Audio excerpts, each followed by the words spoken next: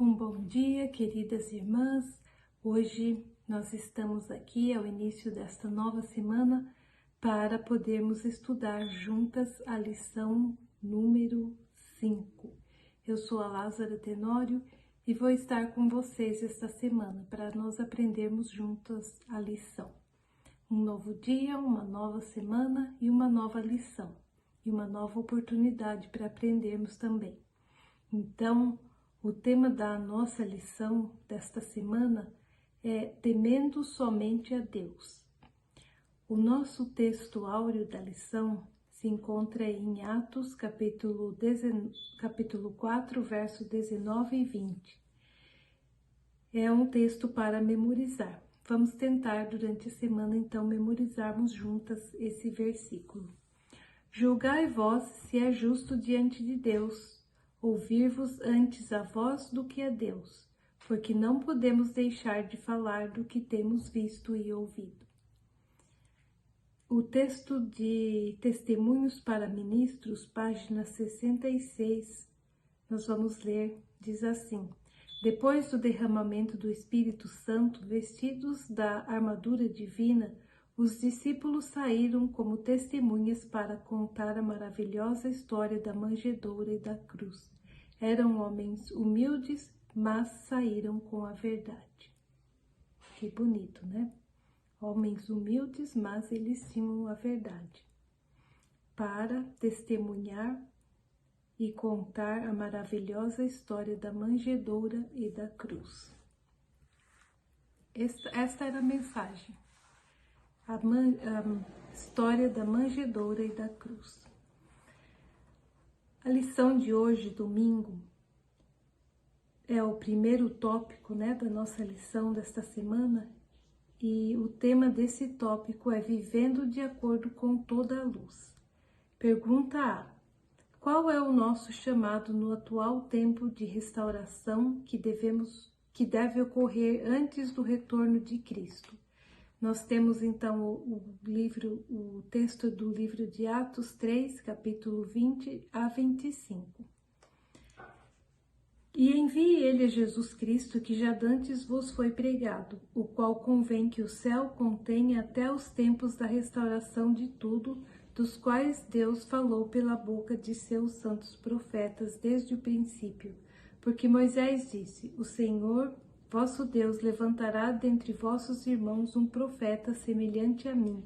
A ele ouvireis em tudo quanto vos disser. E acontecerá que toda alma que não escutar esse profeta será exterminada dentre o povo. E todos os profetas, desde Samuel, todos quantos depois falaram, também anunciaram esses dias. Vós sois os filhos dos profetas e do concerto que Deus fez com nossos pais, dizendo a Abraão: Na tua descendência serão benditas todas as famílias da terra. Então, qual é o nosso chamado no atual tempo de restauração, que deve ocorrer antes do retorno de Cristo? Quem é esse profeta que Moisés disse: O Senhor vosso Deus levantará dentre vossos irmãos um profeta semelhante a mim? A ele ouvireis. Aqui está se referindo a Jesus. E nós devemos ouvir os ensinamentos, as palavras de Jesus. E acontecerá que toda alma que não escutar esse profeta será exterminada dentre o povo. Então, o chamado atual é para que nós possamos ouvir, que nós possamos dar atenção a todos os ensinamentos desse profeta, do profeta Jesus Cristo, porque todo aquele que não escutar as mensagens, os ensinamentos, será exterminado dentre o povo. Explique nosso dever com relação à luz confiada individualmente a cada um de nós. Ressuscitando Deus a seu Filho Jesus, primeiro o enviou a vós, para que nisto vos abençoasse e vos desviasse a cada um das vossas iniquidades. Então, o nosso dever para com a luz confiada individualmente a cada um de nós é que nós somos responsáveis pela maneira Você é responsável apenas pela maneira como usa a luz que brilha em seu caminho, independentemente de como todos os outros a consideram. Então, nós somos responsáveis pela luz que nós recebemos, nós somos responsáveis pela luz que nossos antepassados receberam e somos também responsáveis pela luz adicional que agora está a brilhar da palavra de Deus sobre nós. Então, nós temos uma responsabilidade maior sobre nós. E nós que recebemos a luz, que nós temos essa mensagem, nós devemos fazer a nossa parte. Não importa como os outros estão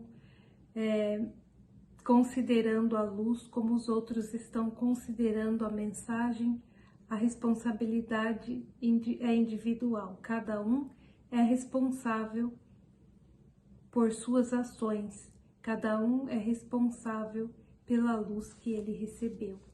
Então não adianta a gente achar assim, falar, mas aquela pessoa ela faz assim, aquela pessoa faz de outro jeito. Não, a nossa responsabilidade é individual e nós devemos lembrar que nós somos responsáveis pela luz que brilha sobre nós. Não adianta nós querermos desviar da nossa responsabilidade ou então falar, eu não quero receber mais luz, porque senão eu vou ser mais responsável, eu vou ter que dar mais contas sobre a luz que eu conheço. Porque mesmo assim a gente vai ser responsável se a gente não buscar conhecer mais.